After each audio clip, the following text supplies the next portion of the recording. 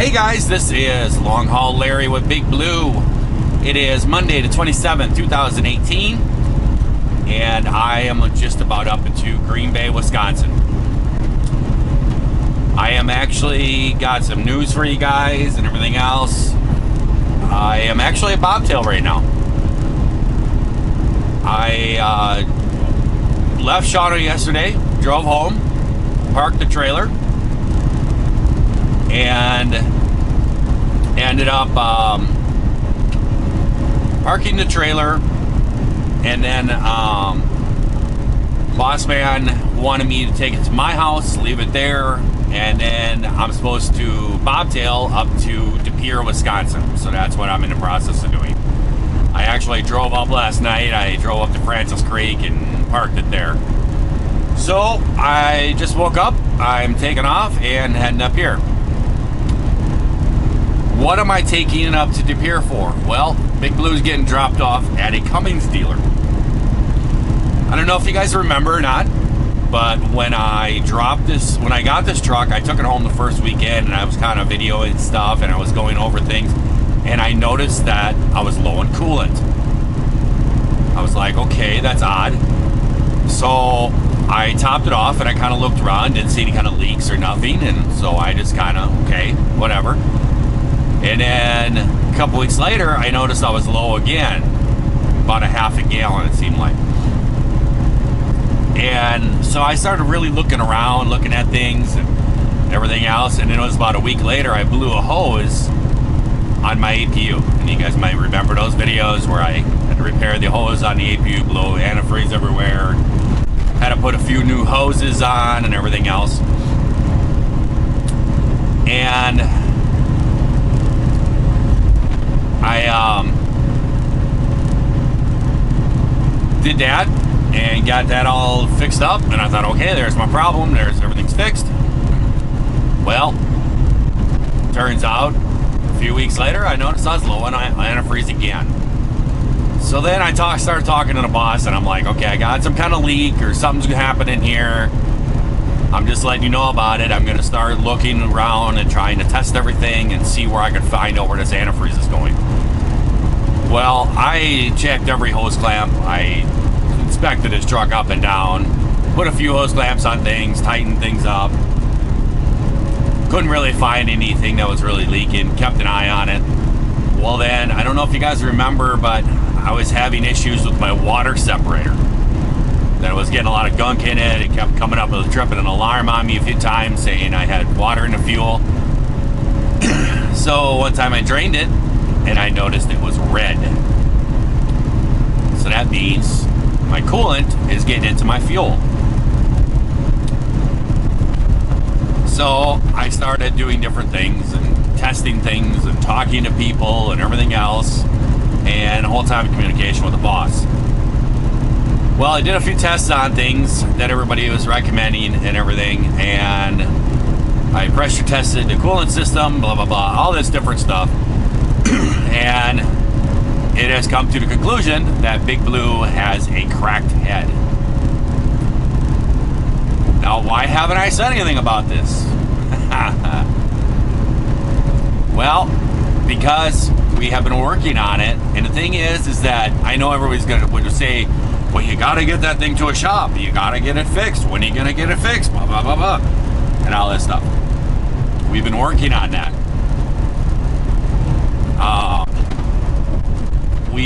Basically, the head has to be changed. We've talked to different people and everything else, and everybody's saying it's an injector cup. That's what we've had a few people tell us.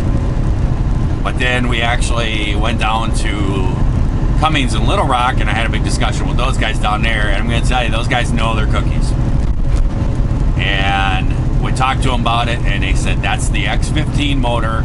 They said the people you're talking to are talking about the older ISX. And yes, they did have a problem with their injector cups. They said there is nothing on file anywhere saying that an injector cup in an X15 is going to leak, or has leaked, or anything. He said that problem has been fixed. And basically he said, I guarantee it's not an injector cup. He says, it's a cracked head. So we were like, okay. And the thing is, it's covered under warranty. So we were going to take it back down to Little Rock next week, and I would just keep an eye on the coolant and keep draining the separator and just keep rolling the miles and getting done what I got to get done. And Boss Man was going to rent a truck. I was going to drop it down there. He was going to rent the truck. I was going to drive the truck for a week, a rental, do my whole circle, be back down there the next week, and then I would pick my truck back up and run for another week, and then I'd be home this week. Well, we couldn't find a rental truck down in Little Rock. He searched and searched, nobody had one available down there. So we had discussions back and forth, and basically I'm taking off this week, and I actually was not going to be taking off until Wednesday for this wedding. But we just kind of made decisions back and forth. I think there was a little bit of thought about me changing the head, and I could do that, no problem. I've changed many heads on Detroits and on Max and stuff. I've done that, no problem. Wouldn't be an issue. I just had to find myself a spec book, you know, to set all the tolerances for the injectors and the lifters and all that, and torque and everything for the head bolts and all that. I could do it, no problem. But it's covered under warranty, so we've been doing some searching around, talking to different people, and there's a Cummins dealer right up here in Green Bay. Boss Man feels confident with them, so we're going to drop the truck off. They say they want it for 4 to 5 days to repair this, so I'm going to drop it off today.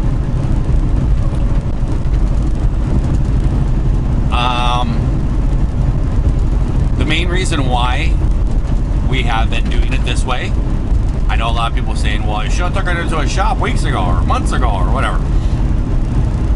Here's what happens. If you take it into a shop and you got a coolant leak, they're going to charge you for this, and they're going to inspect the whole thing, and they're going to go, oh, well, we tighten this hose up and tighten this up, and we feel it's this, and blah, blah, blah, and here's your bill for $800 or $1,000. And then you're going to leave out of there, and then, oh, no, it's not fixed, still got a problem.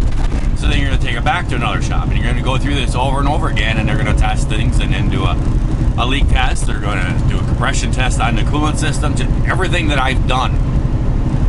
But they're going to be charging us for the whole time doing this, plus I'm going to be sitting in shops waiting for my truck, not being able to drive. So I've been doing all this myself.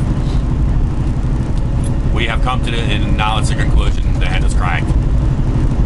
So it's just been a point of, when are we going to get this in? And we made it. So that's what's going on. Everything is good. And I get a few extra days off for it. I'm actually going to be running up here to the Cummins dealer, dropping the truck off.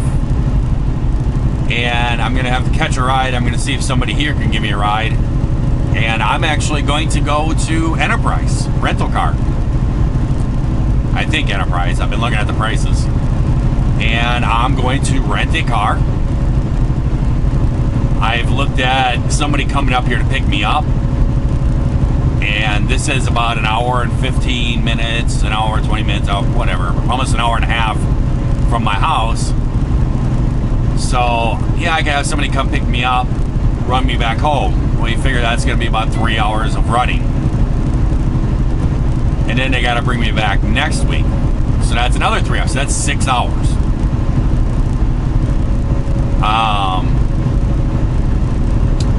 So that's 6 hours of somebody running me around. And I was like, I looked at the prices and it's only a couple $100 to rent a car for a week. So I figured, you know what?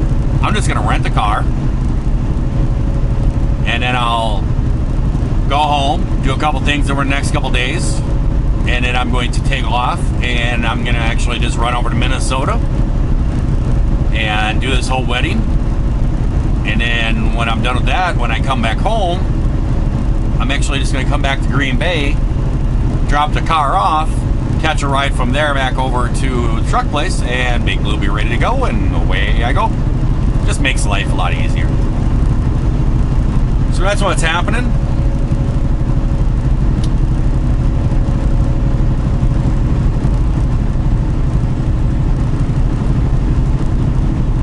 running a few minutes late. I kind of overslept about an hour. But it'll be alright. The truck's going to be there for a week, so it'll be fine if I'm an hour late.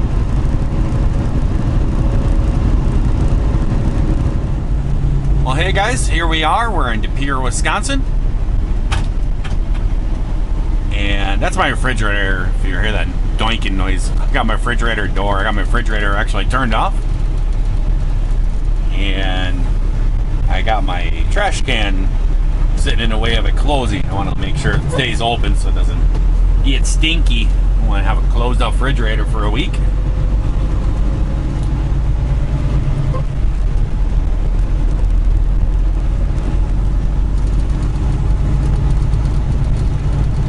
Ay, ay, ay.